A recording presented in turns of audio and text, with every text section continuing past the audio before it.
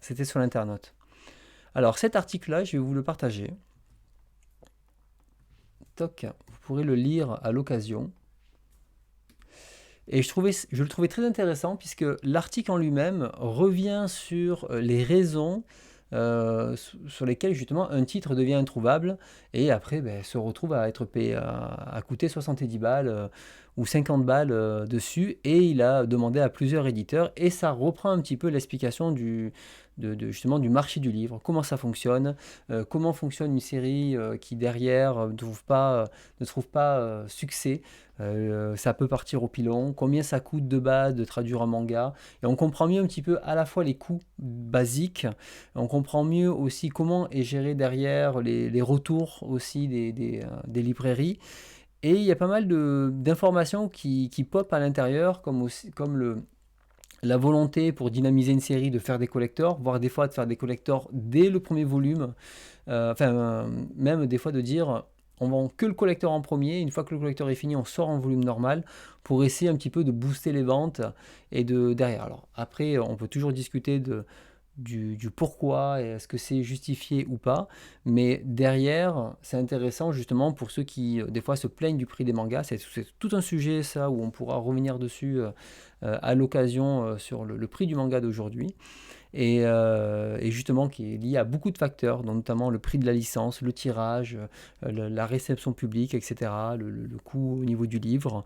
Et donc je vous conseille de le lire, il est un petit peu long, mais derrière il y a plein d'exemples, et comment fonctionnent aussi les réimpressions, etc. Alors c'est des paroles d'éditeurs, hein, bien sûr, ils expliquent leurs difficultés. Là le but c'est pas juger spécialement les éditeurs qui parlent dedans, mais c'est de comprendre la mécanique qu'il y a derrière. Voilà, donc petite lecture, je vous conseille réellement de voir justement comment c'est. Donc oui, l'article est quand même assez long. Donc ça, c'est typiquement un truc on pourrait...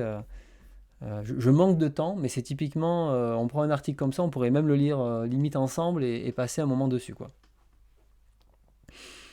Alors, autre point, c'est celui-ci. Il y a eu 2 augmentations de prix le mois dernier.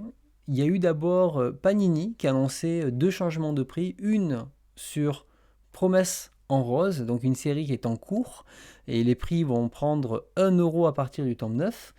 Et une autre où au final c'est une série qui est déjà terminée, qui a été réimprimée plusieurs fois, mais pour absorber justement, comme ils expliquent, les coûts de production actuels, ils vont passer, la série va prendre chaque volume 2 €. Et c'était intéressant puisque on a deux cas différents ici, et un troisième cas qui s'est rajouté avec Glénat. Donc Glénat qui a annoncé, qu'à partir du 1er juillet, toute la gamme de prix JL10, c'est-à-dire toute la gamme de prix qui prend en compte tous les bangers à 6,99 passe maintenant à 7,20 €. C'est-à-dire que techniquement chez Glénat, ça y est, il n'y a plus de manga en dessous de 7 €, hormis un livre spécial ou une exception. C'est terminé. C'est-à-dire que vos mangas, maintenant, c'est 7,20 € minimum. C'est-à-dire qu'ils avaient essayé de limiter, ils étaient passés de 6,90 à 6,99 pour ne pas dépasser la barre symbolique. Et là, maintenant, ça y est, ils ont rajouté 21 centimes pour ça. Est-ce que c'est justifié ? Je pense que oui. Dans l'ensemble, c'est vrai qu'on avait fait un point sur la dernière augmentation des mangas, c'était il y a plus de 10 ans. En 10 ans, le coût de la vie il a augmenté. Donc, c'est pas surprenant qu'on ait eu d'un coup une grosse vague d'augmentation de tout le monde, plus le papier, etc. Ça, c'est surtout cette gamme de prix, c'est même surprenant qu'ils arrivent à toujours même maintenir, même si ça se vend très bien. Je ne les plains pas de ce côté-là. Là, surtout, ce que je voulais revenir, c'est les 3 trucs différents. C'est-à-dire que on a à la fois, Glénat, eux, c'est tout un catalogue, c'est les augmentations de prix qu'on avait pu avoir dans le passé, généralisées à tous les éditeurs quand il y a eu la crise du papier. Donc ça, c'est tout derrière.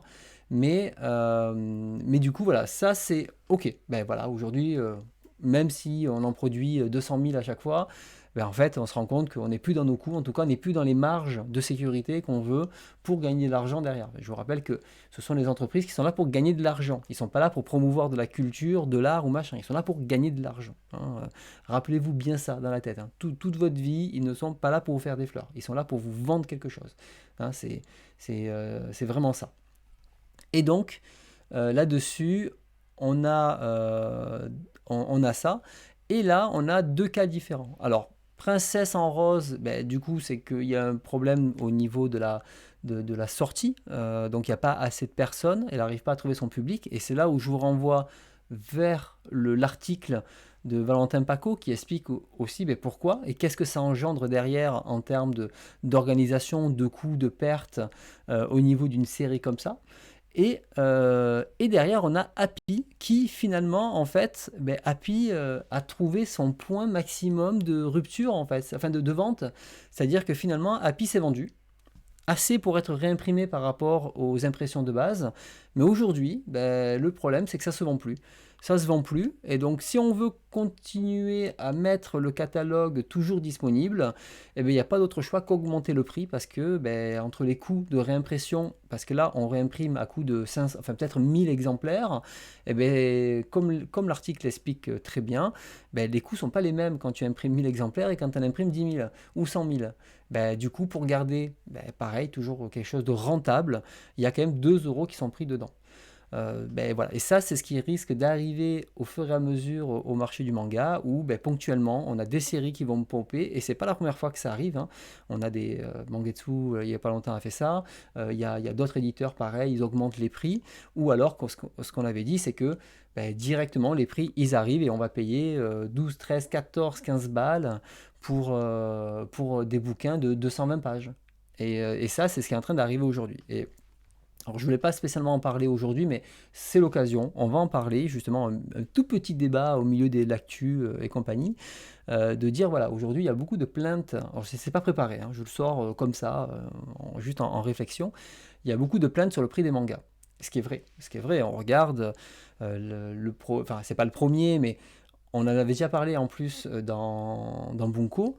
On avait dit, regardez, déjà, il y avait une augmentation un peu insidieuse qui s'est faite au niveau des mangas, c'est-à-dire que on continue à payer des mangas le prix normal, sauf que la pagination a changé, on n'est plus sur du 180-190 pages, on est sur 160 pages. Donc on paye des mangas 8 euros, puisque généralement tous les nouveaux mangas en réalité n'étaient plus à 7 euros, il n'y avait que les gros succès.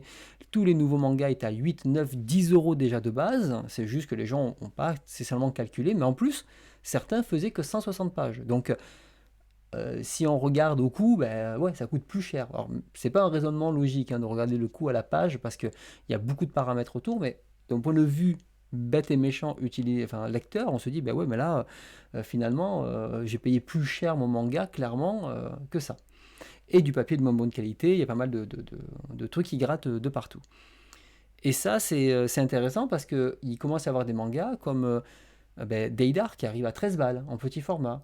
On a Did You Eat Yesterday, je crois que c'est celui-ci. Did You Eat. Non, What Did You Eat, je l'ai vu là. Yesterday, voilà, celui-ci. Donc de Yoshinaga Fumi, qui est arrivé. Donc il y a quand même 22 volumes. Wow, 22 volumes. 22 volumes, je savais même pas. C'est énorme. Et donc, aujourd'hui, le manga coûte 16 euros pour 250 pages. Donc là, vous avez le prix d'une masterpiece pour 250 pages. On commence à avoir des prix élevés. Et là, on va se dire, mais c'est des voleurs, c'est machin, etc., etc., etc. Alors, attention, je vais faire l'avocat du diable. Je ne vais pas dire qu'ils ont raison, mais il faut comprendre les mécaniques qu'il y a derrière.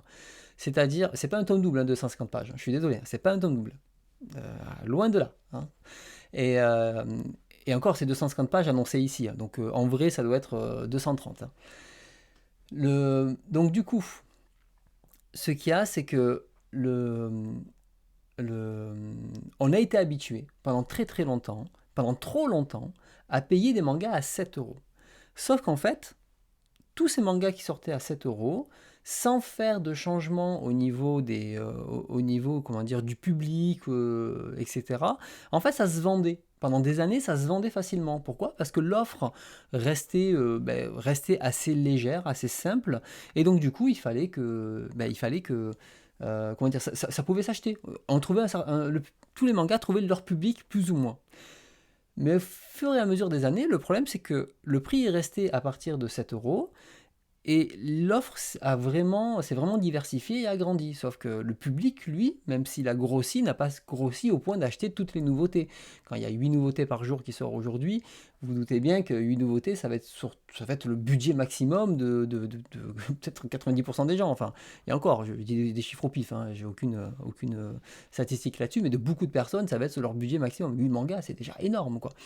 Euh, et donc, ce qui se passe aujourd'hui, c'est qu'on se retrouve avec des mangas qui ne se vendent pas, qui se vendent très très peu, qui finalement sont vendus 7 euros, donc il faut vendre des milliers d'exemplaires pour que ce soit rentable, et comme ça ils cumulent les titres qui sont invendables. Alors ils ont leur locomotive qui vendent bien et qui rapportent de l'argent parce que à coup de réédition, de machin et compagnie, donc c'est ça qui fait tourner la baraque, sauf que derrière, eh ben comment dire, on a des titres qui ne se vendent pas. Et dans le dernier rapport qu'il y a eu c'est GFK, je crois le rapport là, non GFK, qui mesure les ventes des livres, ben, il disait que 3 quarts des livres, ce sont les shonen. Le reste, un quart des mangas vendus l'année dernière, c'est le reste. Le reste, c'est-à-dire seinen, très certainement dans les 90% de ce qui reste, et le reste shoujo, quoi. Et les petits mangas alternatifs, etc., etc. Et donc, on se rend compte qu'au final, ce qui marche chez les shonen à cette balle. Et tout le reste, ça ne se vend pas, et donc, du coup, ce n'est pas rentable. Donc, qu'est-ce qu'il faut faire? Pour que ce soit rentable, il faut augmenter les prix. Et pour augmenter les prix, le public, lui, il n'est pas habitué à ça. Il est habitué à payer son manga 7 euros et surtout, des fois même l'acheter d'occasion, parce que j'ai déjà vu des trucs genre soutenez la collection même d'occasion. Et ça marche pas. C'est un soutien sans neuf, hein. Tout le reste, ça ne marche pas. Et si on prend un petit peu les éditeurs alternatifs, les éditeurs alternatifs, quand ils sortaient des mangas, IMHO, Les Arts Noirs, etc., ils n'ont jamais été à 7 euros. Imo a essayé au début à 10 balles, c'était pas rentable. D'autres éditeurs avaient essayé des formats un peu plus grands à 10 balles, c'était pas rentable. Et ils étaient tous à 14, 18 euros, les mangas, voire plus. Et c'est des mangas de 200 pages. Combien j'ai de mangas IMHO et Les Arts Noirs que j'ai payé 20 balles pour 200 pages? Parce que c'est, en fait, c'est le coût pour gagner un petit peu d'argent. Vu le peu de ventes qu'ils vont faire, c'est-à-dire 500 ou 1000 ventes, et bien les 18 balles qu'ils vont gagner sur le livre, finalement, ça va arriver avec ce peu de ventes-là à être au moins rentable. Rentable dans le sens où on a payé les frais. C'est surtout ça. Et donc, c'est quelque chose que le grand public n'a jamais connu et n'a pas. Donc derrière, quand on demande de payer 16 balles, une masterpiece, Did You Eat Yesterday, etc., les gens ne comprennent pas pourquoi c'est. Alors qu'avant, on le payait 7 euros. Et donc, du coup, c'est le scandale. Mais en fait, c'est normal. Alors, comme je dis, bien sûr que moi aussi, j'aimerais acheter des mangas à 7 euros toute la vie, c'est pas un souci. Mais je le prends d'un point de vue économique, hein, de ce côté-là. Et c'est pas un frein à la culture, parce que la culture n'a jamais été accessible à tout le monde. C'est une chance culturelle qu'on a aujourd'hui en France. Et en fait, aujourd'hui, c'est comme ça. Il y a des pays, la culture n'est même pas accessible en fait. Donc c'est déjà énorme ce qu'on a. Je ne dis pas qu'il faut se dire tant mieux et arrêtons là. C'est pas ça. Mais dans tous les cas, si aujourd'hui on a des médiathèques, on a tout ça, ça n'existe pas dans les autres pays. Donc on a des alternatives pour lire. Donc un frein à la culture, non, parce qu'il y a des alternatives derrière pour ça. C'est un frein à l'achat. Ça, oui, ça, ok. Mais par contre, si tu veux vraiment lire tes trucs, tu peux aller à ta médiathèque, demander à commander ce livre-là et le livre. Donc il y a pas mal de choses. Hein, donc de solutions de ce côté-là. En Belgique, c'est un peu différent, je suis d'accord, mais vous avez 20% sur les nouveautés que nous, on n'a pas, par exemple. Donc pleurez un peu moins, hein, les Belges. Et donc voilà, IMHO, je rappelle, a mis 20 ans pour être rentable. Comment ça s'appelle, les Arts Noirs, avant de se lancer indépendant, il a mis, je crois, 15 ans. D'accord? Donc, en vendant des livres à 18 euros. Alors vous allez dire, oui, mais c'est parce que c'était 18 euros que c'est cher. Non, non, non, non, non. Je peux vous assurer que le prix n'est pas un réel frein à l'achat. Pourquoi? Parce que quand vous voulez une série, peu importe le prix, vous l'achèterez. Regardez, la collection ICES, c'est des livres qui sont sortis à 4 balles. Est-ce que ça s'est vendu en centaines de milliers d'exemplaires parce que c'était 4 balles? Si c'était le prix qui faisait vendre, ces collections-là seraient vendues comme des petits pains. C'est faux. Par contre, il n'y a pas de souci pour les gens d'acheter des versions collector à 30 balles qui ne les valent pas, des livres plus chers parce qu'il y a le petit coffret, pas des machins. C'est pas le prix qui gère, c'est ce que vous mettez dans la série, l'émotionnel que vous mettez dans la série par rapport à ce que vous attendez. Donc du coup, vous êtes prêt à racheter des livres très chers et de justifier, de vous auto-rassurer en mode ouais, j'ai payé ce livre 20 euros, celui-ci, mais bon, ouais, tu vois, il est gros quand même. Non, non, techniquement, ce livre, il coûte 2 balles à imprimer, à tout péter, et les 20 euros, c'est pour payer tout le reste. C'est tout. Donc c'est point final. D'un point de vue pragmatique, ce livre, il coûte 2 balles. Voilà, point. Et puis, mais le reste, ben, c'est tout ce qui tourne autour. Donc c'est pour ça que le marché va aller vers ça et continuera vers ça. Et vous vous rappelez, à mon bilan, je vous ai montré mon petit truc, que j'avais dit il y a 8 ans, en disant demain, les gens vont aller vers le numérique, acheter d'abord en numérique et ensuite iront vers le papier parce qu'ils vont acheter des versions beaucoup plus qualitatives mais qui vont payer 20 ou 25 balles. Et c'est le discours que je disais il y a 8 ans. Et là, on y arrive. On y arrive. Alors, c'est pas pour dire je suis un divin et compagnie. Non, c'est juste la logique des choses. Et tu vois, Aurélien, par exemple, tu dis 5 Star Story, je paye 19 balles, j'achète sans problème. Pourtant, 5 Star Story, c'est 200 pages. Oui, alors il y a une jaquette métallisée, machin. Est-ce que ça vaut 19 balles? Je pense pas. Mais par contre, ça te dérange pas de les mettre parce que tu considères que la série les vaut, tout simplement. Et demain, One Piece, il sortirait une édition à 20 balles le volume. Il mettrait juste hardcover pour dire regardez, c'est hardcover, ça vaut 20 balles.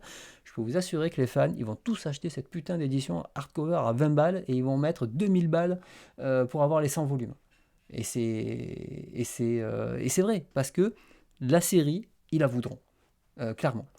Donc derrière, là, ce que je veux dire sur les prix, c'est que ça fait peut-être chier, mais il faut comprendre la mécanique qu'il y a derrière. Et c'est là où, depuis maintenant des années, je vous dis, sélectionnez vos séries et choisissez vos combats. Quand vous allez courir Day One pour acheter le dernier One Piece ou le dernier Chainsaw Man en neuf, ben derrière, c'est bien, vous l'avez soutenu. Par contre, quand vous allez acheter d'occasion toutes les petites séries qui ne se vendent pas, les petits éditeurs, les machins pour gratter 3 euros dessus, eh bien en fait, ne soyez pas surpris derrière que vous entretenez ce cercle de séries qui ne se vendent pas et seules les séries gros bangers, vous les achetez. Eh bien, qu'est-ce qu'ils vont faire les éditeurs? Ils vont sortir que les séries gros bangers et ils vont continuer à augmenter les prix des séries qui ne se vendent pas. Et sauf qu'au bout d'un moment, ben, ça deviendra la nouvelle habitude. Et toutes les nouvelles séries qui sortiront à 15 balles pour 200 pages, ne soyez pas surpris, vous payerez tous vos volumes 15 balles 200 pages. Et c'est comme ça. Et vous verrez, dans 5 ans, vous allez avoir beaucoup de séries comme What Did You Eat Yesterday, où vous allez payer 16 balles pour pas grand-chose. Habituez-vous, hein. Donc commencez à acheter vos tablettes, hein. Je vous le dis, hein. Vous allez vous faire avoir de ce côté-là, hein. Donc c'est pas pour leur donner raison, mais c'est juste pour dire, ben oui, il y a une réalité économique derrière. Alors attention, hein, il y a des éditeurs, ils sont pas là pour vous faire des cadeaux. Quand on nous sort des Evol à 20 balles, c'est juste pour faire passer la pilule des 20 balles en mettant un hardcover, hein, clairement. Ils auraient pu sortir la même chose en format moyen à 14 euros ou 13 euros, ça marchait très très bien de ce côté-là. Non, ils l'ont mis à 20 balles pour faire passer la pilule. Donc eux, les gros éditeurs, ils sont là pour vous prendre de la thune. Et je veux dire, ça c'est clair. Par contre, les petits qui montent les prix, ben oui, mais bon, en même temps, il faut suivre. Quand j'entends que des collections héritage ou des collections perfect chez Panini, etc., sont trop chères, j'ai envie de dire, mais en fait, c'est des volumes doubles. C'est des livres qui vous reviennent à 8 balles pièce, en fait. C'est pas ultra cher au final.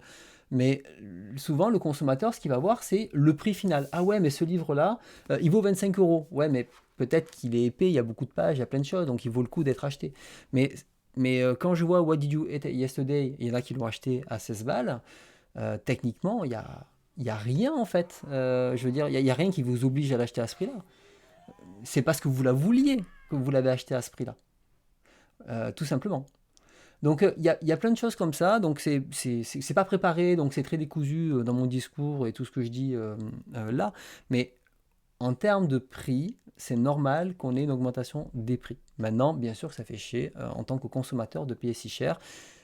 Ça fait des années, moi ça y est, hein, moi ça fait presque, allez, je vais dire 5-6 ans que je n'achète quasiment que des livres à 20 balles.